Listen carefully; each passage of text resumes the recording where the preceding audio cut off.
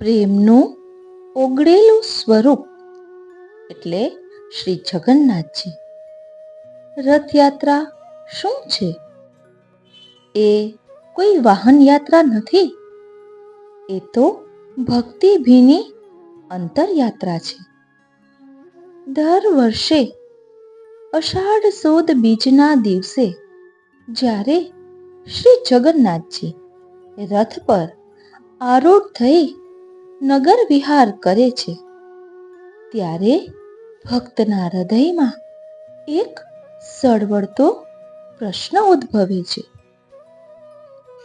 કે કેવા પ્રભુ છે કે પોતે ભક્ત સુધી આવે છે. એટલે જ તો કહેવાય છે, પ્રેમનું ઓગળેલું સ્વરૂપ એ શ્રી જગન્નાથજી છે. પણ આજે આપણે માત્ર રથયાત્રાનો ઉત્સવ નથી મનાવી રહ્યા. આજે તો એ અષાઢ સુદ બીજ છે, જે દિવસે શ્રી કૃષ્ણ ગોકુળ છોડી મથુરા તરફ પધાર્યા હતા. ગોકુળનું આકાશ નિહાળતું રહ્યું, યશોદાજીનું મૌન બોલતું રહ્યું અને ગોપીઓના શ્વાસ અટકી ગયા. કેમ કે શ્યામ સુંદર રથમાં તો ન હતા, પણ મનથી દૂર થયાની વેદના એ રથયાત્રાથી પણ વધારે હતી. અને આ જ દિવસે અનેક યુગો બાદ આ ભૂલકતા ભૂતલ પર શ્યામ સુંદર ફરી પધાર્યા, શ્રીમદ વલ્લભાચાર્ય સ્વરૂપે, એટલે કે શ્રી મહાપ્રભુજી સ્વરૂપે. આપે હનુમાન ઘાટ પર અસુર વ્યામો લીલા કરી દિવ્ય તેજ રૂપે આકાશ માર્ગે પ્રસ્થાન કર્યું, પણ ભક્તોના હૃદયમાંથી કદી વિલીન ન થયા. તેથી આજે જે રથ ધીમે ધીમે આગળ વધે છે, એ માત્ર પાવન ઉજવણી નથી. એ તો છે શ્રી કૃષ્ણના વિરહનું સ્મરણ અને શ્રી વલ્લભ રૂપે તેમના સાક્ષાત્કારનું દર્શન. શ્રી જગન્નાથજીને કેમ હસ્ત નથી, તેનું આપણે આધિદૈવિક સ્વરૂપ અને શાસ્ત્ર પ્રમાણ સાથે ભાવદર્શન કરીશું. બોલો શ્રી વલ્લભાધીશ કી જય. કારણ કે આજના સત્સંગમાં પ્રેમનું ઓગળેલું સ્વરૂપ, વિરહમાંથી ઉગતો સાક્ષાત્કાર, સેવામાં છલકતો ભાવ, આ બધું જ આપણે આજના સત્સંગમાં સમજીશું. કારણ કે આ રથયાત્રા સાથે ઘણું બધું જોડાયેલું છે. જય શ્રી કૃષ્ણ વૈષ્ણવો. આજના સત્સંગમાં આપણે એવા સ્વરૂપના દર્શન કરીએ છીએ, જે સ્વરૂપ દેખાવમાં અધૂરું લાગે છે, પણ ભક્તિ ભાવથી જોવામાં એ સ્વરૂપમાં ભગવાન પોતાની સંપૂર્ણતાથી વધુ પણ પ્રેમથી ભરાયા હોય ને એવું લાગે છે. એ સ્વરૂપ છે શ્રી જગન્નાથજીનું. એકવાર ઓ શ્રીનાથજી, ઓ શ્રીનાથજી. સૌપ્રથમ ટૂંકમાં સમજીએ તો એકવાર દ્વારકામાં રોહિણી માતા અષ્ટપટરાણીઓ સમક્ષ શ્રી રાધાજીનું મહાત્મ્ય વર્ણવી રહ્યા હતા. રોહિણી માતાએ સુભદ્રાજીને દ્વાર પર ઊભા રાખીને જણાવ્યું હતું કે શ્રી કૃષ્ણ અહીં ન આવે તેનું ધ્યાન રાખજો. પણ ભક્તિની વાત જ્યાં થતી હોય ને, ત્યાં શ્રી કૃષ્ણ ક્યારેય અટકી શકતા નથી. તેમાં પણ રાધાનું નામ આવે એટલે પ્રભુ દોડી જાય છે. શ્રી સુભદ્રાજી રસમય વાતોમાં તલ્લીન થઈ ગયા. તેમને ખ્યાલ જ ન રહ્યો કે શ્યામ સુંદર ક્યારે પધાર્યા. શ્રી કૃષ્ણ પણ રાધાજીનું મહાત્મ્ય સાંભળતા સાંભળતા પોતાનું સ્વરૂપ ભૂલી ગયા એમનું શ્રીઅંગ પ્રેમમાં ઓગળવા લાગ્યું. એવી સ્થિતિ આવી કે એમના હાથ અને પગ અને ચરણનો ભેદ જ ભૂલાઈ ગયો. નેત્ર વિશાળ થઈ ગયા, શરીર ગોળાકાર થઈ ગયું. એ સ્વરૂપ છે શ્રી જગન્નાથજીનું સ્વરૂપ. આ રાસ તત્વથી ઉદ્ભવેલું સ્વરૂપ છે. રસ તત્વથી ઉદ્ભવેલું સ્વરૂપ છે. એ જગન્નાથ નથી, એ રાધા ભાવમાં ઓગળેલા નાથ છે. હવે મૂર્તિ રચનાનું રહસ્ય સમજીએ, એટલે આધિભૌતિક તત્વની દ્રષ્ટિએ. તો અન્ય પ્રસંગ મુજબ પુરીના રાજા ઇન્દ્રદ્યુમ્ને ભગવાનની મૂર્તિ બનાવવા માટે વિશ્વકર્માને આમંત્રણ આપ્યું. વિશ્વકર્માએ શરત મૂકી, મૂર્તિ પૂર્ણ થાય ત્યાં સુધી દ્વાર ન ખોલાય. દિવસોના દિવસો વીતી ગયા, અંદરથી કોઈ અવાજ ના આવ્યો. અંતે લોકોને ડર સાથે દરવાજો ખોલી દીધો. વિશ્વકર્મા અદ્રશ્ય થઈ ગયા. મૂર્તિ અધૂરી રહી ગઈ, પણ એ અધૂરી મૂર્તિ ભક્તિથી પૂર્ણ થઈ ગઈ. અને એ અધૂરી મૂર્તિ જ આજે ભગવાન જગન્નાથજીનું સ્વરૂપ છે, જેમાં હસ્ત નથી, શરીર વિશાળ છે અને આંખો થકી પ્રેમ વહે છે. ભૂલથી અધૂરી મૂર્તિ બની, પણ ભક્તિએ તેને પૂર્ણ કરી. કેમ કે ભગવાનને મેળવવા કલા નહીં, પણ કલા વગરનો પણ નિર્મલ પ્રેમ જોઈએ છીએ.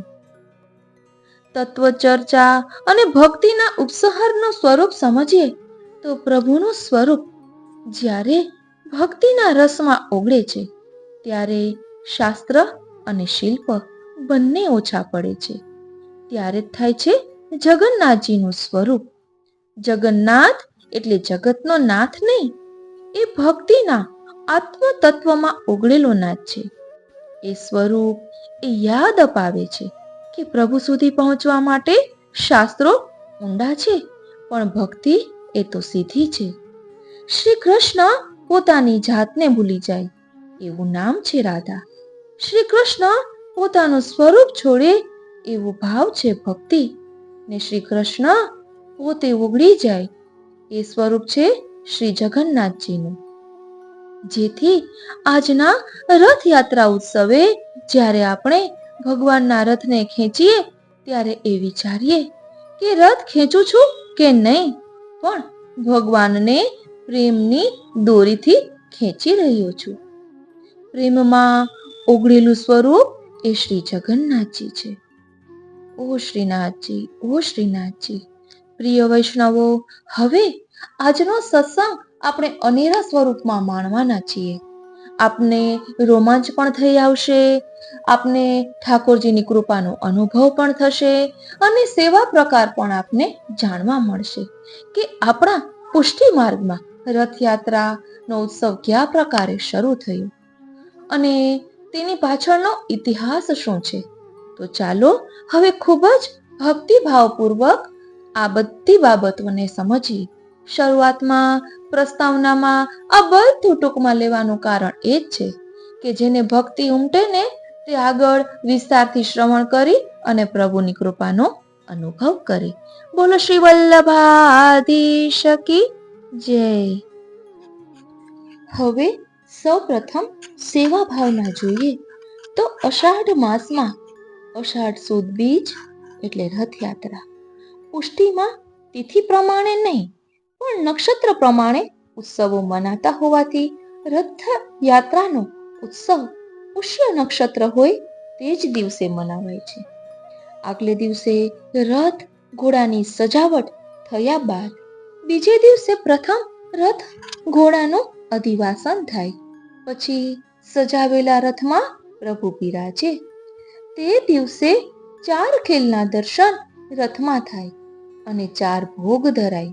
તેમાં ખાસ કરી બીજની સામગ્રી એટલે કોળાના અથવા ખરબૂજાના બીને ફોલીને તેના મીંજની સામગ્રી અને મગની અંકુરી કુંવારિકાના યુથના ભાવનાથી આવે.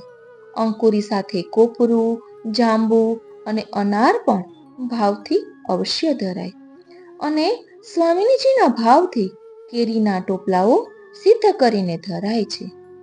રથયાત્રા સમયે પ્રથમ ખેલના દર્શન નંદાલયમાંથી પ્રભુ ફરવા પધારે ને એ ભાવથી છે. હો શ્રીનાથજી, ધ્યાન આપજો. રથયાત્રાની ભાવના ખૂબ સુંદર છે. પ્રથમ ખેલના દર્શન નંદાલયના ભાવથી પ્રભુ ફરવા પધારે એ ભાવથી છે. બીજા ખેલના દર્શન વ્રજાંગનાને ત્યાં રસ્તામાં રોકાઈ ગયા એ ભાવથી છે. ઓ શ્રીનાથજી, પ્રભુ અમારા ઘરે પણ રોકાઈ જાઓ. ત્રીજા ખેલના દર્શન બરસાનામાં વૃષભાનજીની વાડીમાં શ્રી સ્વામિનીજીને મળે છે એ ભાવથી થાય છે. ચોથા ખેલના દર્શન વ્રજ નિકુંજ નિકુંજોમાં ફરીને શ્રીમદ ગોકુલ એટલે નંદાલયમાં પાછા પધારે છે એ ભાવથી થાય છે. કેટલાક મંદિરોમાં બાલ ભાવ હોય ત્યાં રથને ઘોડા હોતા નથી. પ્રથમ રથયાત્રાના ઉત્સવની આજ્ઞા શ્રી જગદીશે શ્રી ગુસાઈજીને પુષ્ટિમાં પણ ચાલુ કરવા માટે કરી હતી. તે આજ્ઞાનો સ્વીકાર કરીને રાસા નામના સુથારની પાસે રથ સિદ્ધ કરાવી અઢેલ પધાર્યા. ત્યારે શ્રી નવનીત પ્રિય પ્રભુને તેમાં પધરાવી રથયાત્રાના ઉત્સવને પ્રતિવર્ષ અષાઢ સુદ બીજે પુષ્ય નક્ષત્ર સમયે ઉજવવાની શરૂઆત કરી, જે પુષ્ટિ સંપ્રદાયમાં આજ સુધી ચાલુ છે.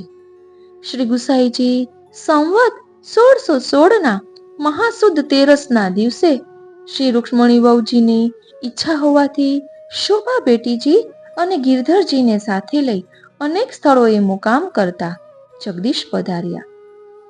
ત્યાં આપ 6 માસ બિરાજ્યા અને ત્યારે રથયાત્રાનો ઉત્સવ ત્યાં કર્યો.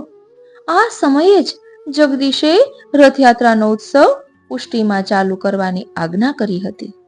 તે વખતે પીપલી ગામના માધવદાસ આપની સાથે હતા. તેમણે રથની ભાવના અનુસાર પદ ગાયું, જય શ્રી જગન્નાથ હરિદેવા. આ પદ સાંભળી શ્રી ગુસાઈજી પ્રસન્ન થયા અને રથયાત્રાના ઉત્સવમાં પ્રાથમિક પદ રૂપે પોતાને ત્યાં અગ્ર સ્થાન આપ્યું અને એ જ રીતે સુરદાસજીના 2 ભાવાત્મક પદોને પણ સ્થાન આપ્યું. વા પટપી તકી ફહરાન અને બીજું સુંદર વંદનરી સુખ સદન શ્યામકો. રથયાત્રાનો બીજો ભાવ એ છે કે પ્રભુનું શ્રીમદ ગોકુલથી મથુરા ગમન પણ 11 વર્ષને 52 દિવસ બાદ અષાઢ સુદ બીજે થયું એમ મનાય છે. અને શ્રીમદ વલ્લભાચાર્યજીની આસુરવ્યામો લીલા પણ કાશીમાં હનુમાન ઘાટે અષાઢ સુદ બીજે સાંજના સમયે થઈ હતી એવો ઉલ્લેખ છે. મર્યાદા ભાવના જોઈએ તો શ્રી જગદીશની રથયાત્રાનો ઉત્સવ કલકત્તા પાસે જગન્નાથપુરીમાં અષાઢ સુદ બીજે દર સાલ ભવ્ય રીતે ઉજવાય છે. તે મંદિર વિશ્વકર્માએ તૈયાર કર્યું છે. તેમાં જગતમાં થતા જન્મ, મરણ, પરણ, જનોય ઇત્યાદિ સૃષ્ટિના દરેક પ્રસંગોના આબેહૂબ ઉદ્ભવ અદ્ભુત નમૂનાઓ છે. તો ચાલો હવે પ્રવેશ કરીએ આધિદૈવિક સ્વરૂપ, પ્રેમનું સ્વરૂપ, શ્રી જગન્નાથજીનું સ્વરૂપ કે જેમને 2 શ્રી હસ્ત કેમ નથી. આ પ્રેમનું ઓગળેલું સ્વરૂપ છે જેનું વર્ણન શ્રી રાધા મહાત્મ્યમાં આવે છે. તો ચાલો હવે તેનું ભાવ દર્શન કરીએ. પ્રિય વૈષ્ણવો, આપણા શ્રી રાધાજીને એટલે કે શ્રી સ્વામિનીજીને કૃષ્ણ પ્રત્યે અદ્ભુત પ્રેમ છે. એટલે કહ્યું છે કે કૃષ્ણમય રાધિકા. રાધિકા એટલે કોણ? જે પોતાના તન, મન, ઇન્દ્રિયો વગેરેથી સર્વથી કૃષ્ણની આરાધિકા છે. એ જ રાધિકા છે. જે કૃષ્ણની આરાધના કરે એ રાધા, અને કૃષ્ણ જેની આરાધના કરે એ પણ રાધા. આપણા શ્યામ સુંદર પણ રાધાજીની આરાધના કરે છે. એક દિવસ એક સંત બરસાના ગયા. કોઈને રાધે રાધે બોલતા જોઈને પૂછ્યું, અરે તમે કૃષ્ણ કૃષ્ણ કેમ નથી બોલતા? રાધે રાધે કેમ બોલો છો? ત્યારે એણે કહ્યું, અરે તમારો કૃષ્ણ તો हमारी राधा जी की खवासी करे है, तुम्हारो कृष्ण तो हमारी राधा जी की खवासी करे है। કૃષ્ણ તો રાધાની આરાધના કરે છે, જેની આરાધના ભગવાન પોતે કરે છે એ તો રાધા છે. તેથી જ ભગવાન સ્વયં કહે છે, રાધે રાધે મન બોલે, મન में अमृत रस घोले, तू ही मेरी आराधना, प्रेममयी है तू साधना. કૃષ્ણ કહે છે કે રાધે રાધે મન બોલે, મન में અમૃત રસે ઘોલે. જેમ મિશ્રી પધરાવેલું દૂધ પીએ, પણ મિશ્રી ઓગળી ન હોય ત્યારે દૂધ ફીકું લાગે, પણ જેમ જેમ મિશ્રીનો રસ દૂધમાં ભળતો રહે તેમ દૂધ મીઠું થતું જાય. તેમ જેમ જેમ હું મારા મુખથી રાધે રાધે એમ બોલું ને, ત્યારે લાગે કે મારા મનમાં, મારા રોમ રોમમાં કોઈ અમૃત રસ ઘોળાય છે. એવી મધુરતા મારા મનમાં આવે છે, જાણે એ રાધા મારા રોમ રોમમાં વસી રહી છે. આમ રાધિકા એ કૃષ્ણની આરાધિકા છે, અને કૃષ્ણ જેની આરાધના કરે છે એ રાધિકા છે. સમસ્ત બ્રહ્માંડમાં જેની આરાધના, સમસ્ત બ્રહ્માંડના દેવતા જેની આરાધના કરે એ કૃષ્ણ છે. સમસ્ત લક્ષ્મીજીઓની જે અધિષ્ઠાત્રી છે એ રાધા છે. સર્વની મૂળ રૂપા રાધા છે. જે શ્રી કૃષ્ણની, જે કૃષ્ણની સમસ્ત ઈચ્છાઓની સાકાર મૂર્તિ છે એ રાધા છે. રાધા સંમોહિની છે. સંમોહિની એટલે અનંત, મનમોહન, સર્વના મનમોહન, સ્વજન મોહન એવા પ્રભુના મનને પણ મોહી લેનારા એ સંમોહિની છે. જે કૃષ્ણની પરમ આરાધ્યા છે એ પરા. અહીં શ્રી રોહિણીજી પટરાણીઓને એક એક પ્રસંગ સંભળાવી રહ્યા છે. પટરાણીઓ સાંભળીને ધન્ય બની રહી છે. રાધાના એક એક અલગ અલગ પહેલુને જાણીને આશ્ચર્યચકિત થઈ રહી છે. આ સમયે કૃષ્ણ બળદેવ સભામાં બિરાજમાન હતા. અહીં રોહિણીજીએ જેવા રાધાજીના ગુણગાન શરૂ કર્યા. ધ્યાન આપજો, હવે આ જગન્નાથજીના સ્વરૂપનો ખુલાસો આવે છે. અહીં રોહિણીજીએ જેવા રાધાજીના ગુણગાન શરૂ કર્યા અને રાધા રાધા નામનો ધ્વનિ સંભળાયો કે દરબારમાં બિરાજેલા પ્રભુ વિવશ થઈ ગયા.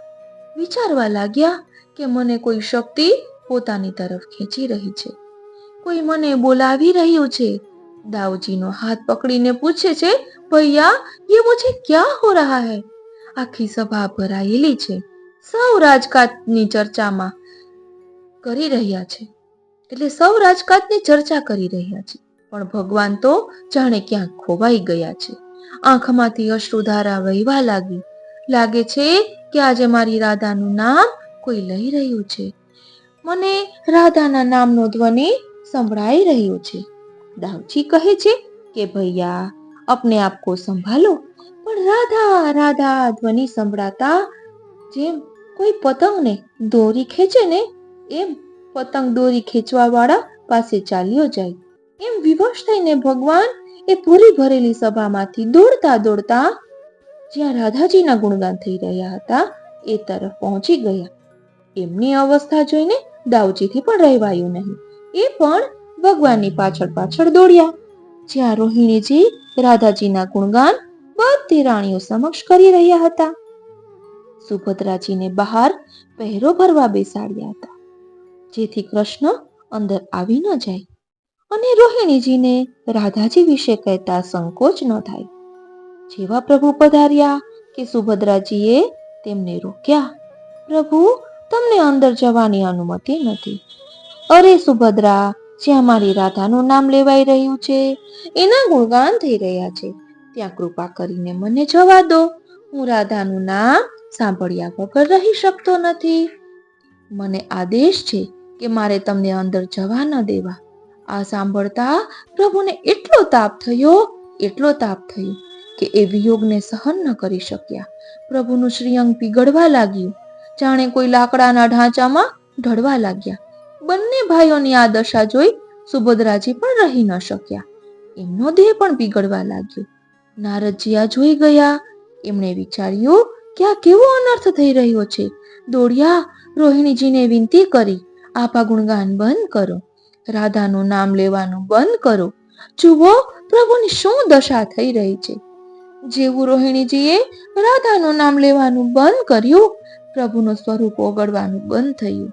જે કાશનું સ્વરૂપ સિદ્ધ થયું હતું એમાં હસ્ત બનવાના બાકી હતા. હસ્ત વગરનું એ સ્વરૂપ જગન્નાથજી નામે પ્રસિદ્ધ થયું. રોહિણીજીએ કથા અધૂરી રાખી દીધી. રાધા નામ સંભળાતું બંધ થયું. ભગવાન, દાઉજી અને સુભદ્રાજીના શ્રીઅંગ પીગળતા બંધ થયા. રોહિણીજીએ આવીને એમને રોક્યા અને શાંત કર્યા. ભગવાન સ્વસ્થ થયા. બધી પટરાણીઓ મળીને ભગવાન પાસે આવી કહેવા લાગી, પ્રભુ, આજે અમે આપની આરાધ્યા રાધાના ગુણગાન સાંભળ્યા. હવે અમે એકવાર રાધાના દર્શન કરવા ઈચ્છીએ છીએ. અમને એક ક્ષણ માટે આપની રાધાના દર્શન અમારી આંખોથી કરવાની ઈચ્છા છે. પ્રભુ કહે છે, તમે રાધાના ગુણગાન સાંભળ્યા છે ને, તમને રાધાના દર્શન જરૂર થશે. આ રીતે જગન્નાથજીના સ્વરૂપની આધિદૈવિક ભાવના આવી છે. આપણે સેવા ભાવના, ઉત્સવ ભાવના આ બધું જાણીએ અને તેની પાછળ છુપાયેલા રહસ્યને સમજીએ ને તો અનેરો આનંદ આવે. હજુ એક રહસ્ય આ અષાઢ સુદ બીજ રથયાત્રાના ઉત્સવ પાછળ છુપાયેલું છે, જે વિરહનું સ્વરૂપ છે. આપણા શ્યામ સુંદર જ્યારે ગોકુલ છોડી મથુરા પધારી રહ્યા હતા ને, એ દિવસ પણ અષાઢ સુદ બીજનો હતો. તો ચાલો હવે શ્રીનાથજી સેવા રસોદધીમાં દર્શાવેલા પ્રકારને સમજીએ કે જેમાં આ દર્શાવ્યું છે. અને હા, એ આપને પહેલા જ કહી દઉં હો કે આ એ શ્યામ સુંદર છે જે ફરી ભૂતલ પર શ્રી વલ્લભ સ્વરૂપે પધાર્યા છે. તો ચાલો હવે તેનું ભાવ દર્શન કરીએ.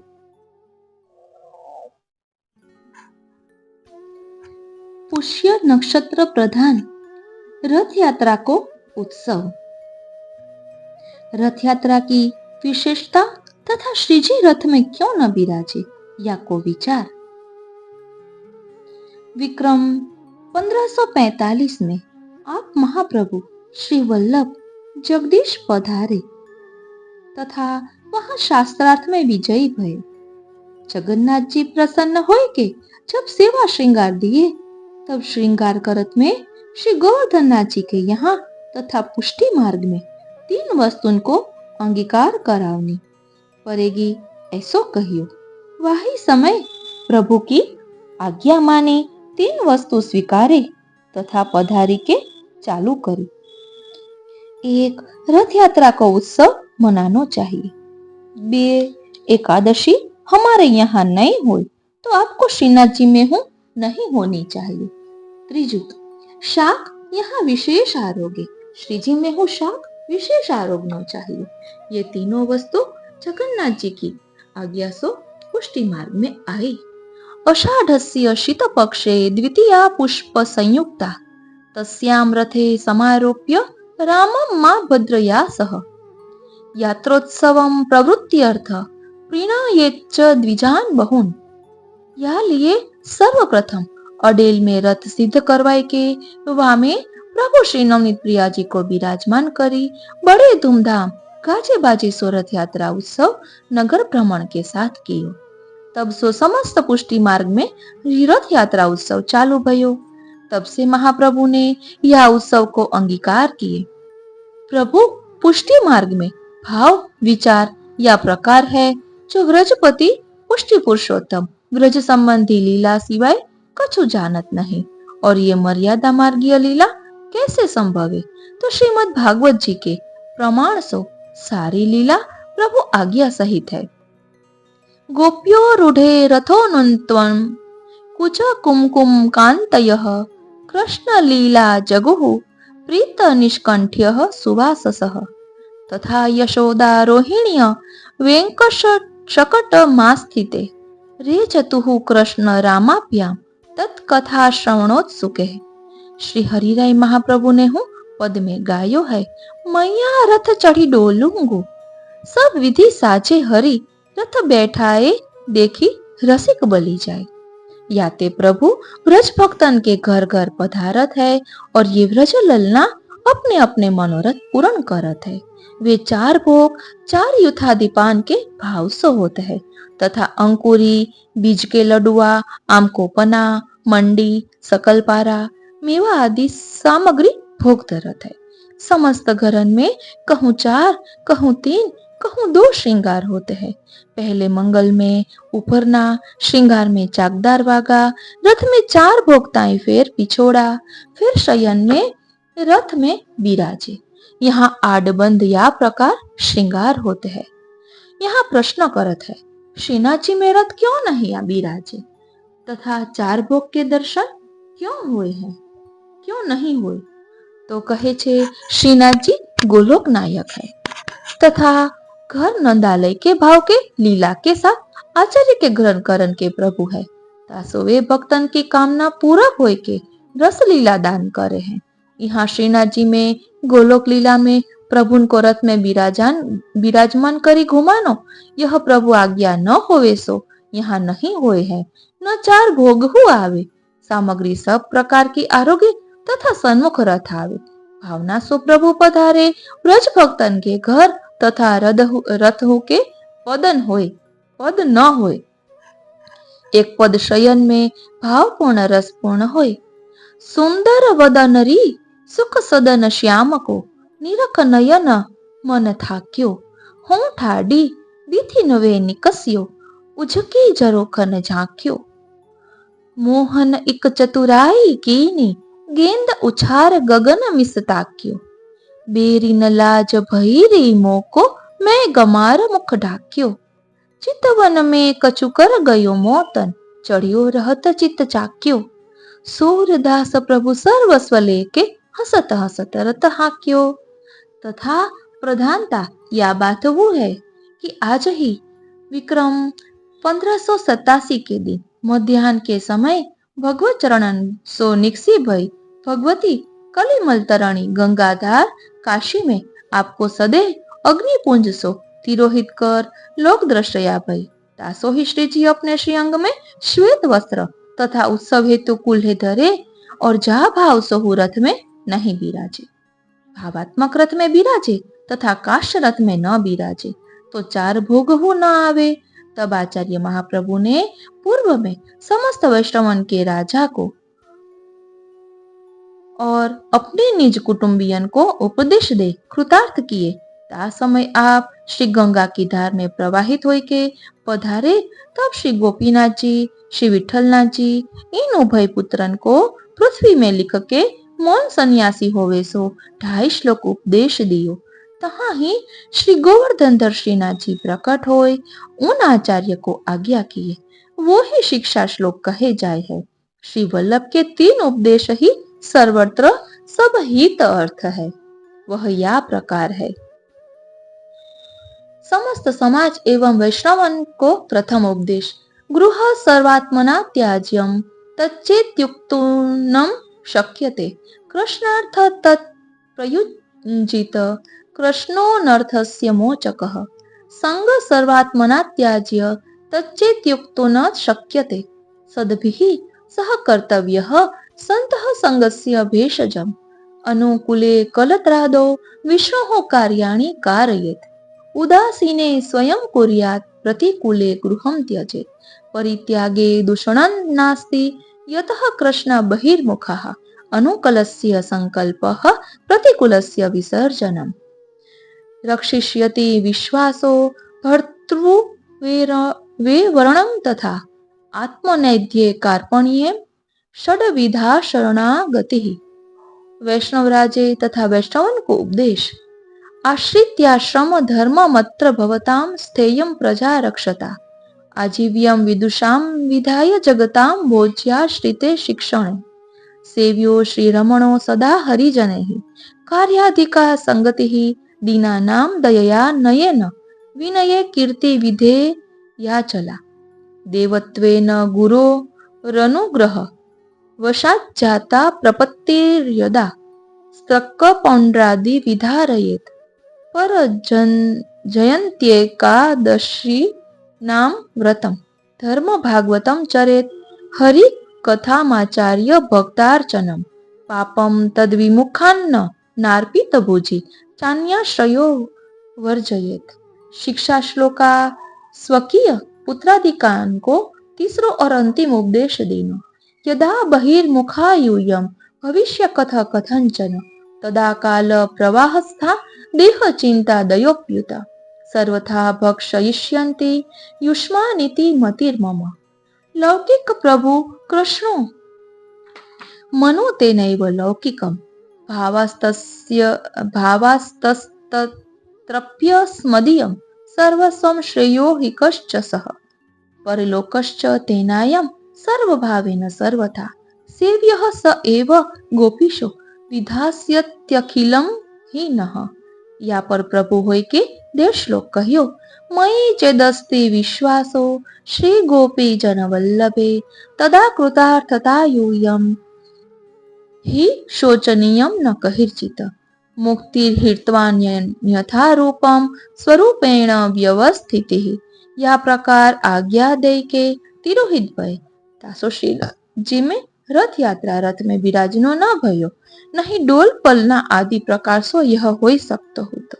यहाँ श्रृंगार हो पिछोड़ा को ही होता है तथा जब जब आज सो आषाढ़ी पूनम तक ठाडे वस्त्र बीच बीच में धरेंगे तब तब मंगला में ऊपर ना धरेंगे वैसे आडबंद आवे चंदन की वरण तुंतिया कुंजान में कलात्मक वस्त्र आवे। आ रीते अषाढ़ सुद बीज रथयात्रानी आटली सुंदर भावना छे। प्रिय वैष्णवो, हवे અહીં જે શિક્ષા શ્લોકા છે તેનું ભાવ દર્શન આપણે રથયાત્રાના વિશિષ્ટ સત્સંગના સ્વરૂપમાં કરીશું, કારણ કે તેમાં સ્વયં શ્રીનાથજીએ પણ આજ્ઞા કરી છે। તે બધું ભાવ દર્શન આપણે અલગથી લઈશું। આજનો આ સત્સંગ શ્રીનાથજી, શ્રી યમુનાજી, શ્રી મહાપ્રભુજીના ચરણારવિંદમાં સમર્પિત કરું છું અને એ જ વિનંતી ધરું છું કે આ રથયાત્રાના ભાવને અમે પણ અમારા આત્મપટલ પર ધારણ કરી શકીએ અને આ પ્રેમનું ઓગળેલું સ્વરૂપ, વિરહમાંથી ઉગતો સાક્ષાત્કાર, સેવામાંથી છલકતો ભાવ, આ બધું અમે પણ અમારા આત્મપટલ પર ધારણ કરી શકીએ એવી કૃપા કરો, કારણ કે આ રથયાત્રા સાથે ઘણું બધું જોડાયેલું છે કે જેમાં આપણે સમજ્યા કે શ્રી કૃષ્ણ પોતાની જાતને ભૂલી જાય એવું નામ છે રાધા। શ્રી કૃષ્ણ પોતાનું સ્વરૂપ છોડે એવો ભાવ છે ભક્તિ અને શ્રી કૃષ્ણ પોતે ઓગળી જાય એ છે જગન્નાથજીનું સ્વરૂપ। તો આજના રથયાત્રાના ઉત્સવે આપણે આ આત્મચિંતન કર્યું। જો આપને આ ભાવસભર લાગ્યું હોય તો આપના આત્મીયજનો સુધી જરૂરથી પહોંચાડશો। જય શ્રી કૃષ્ણ।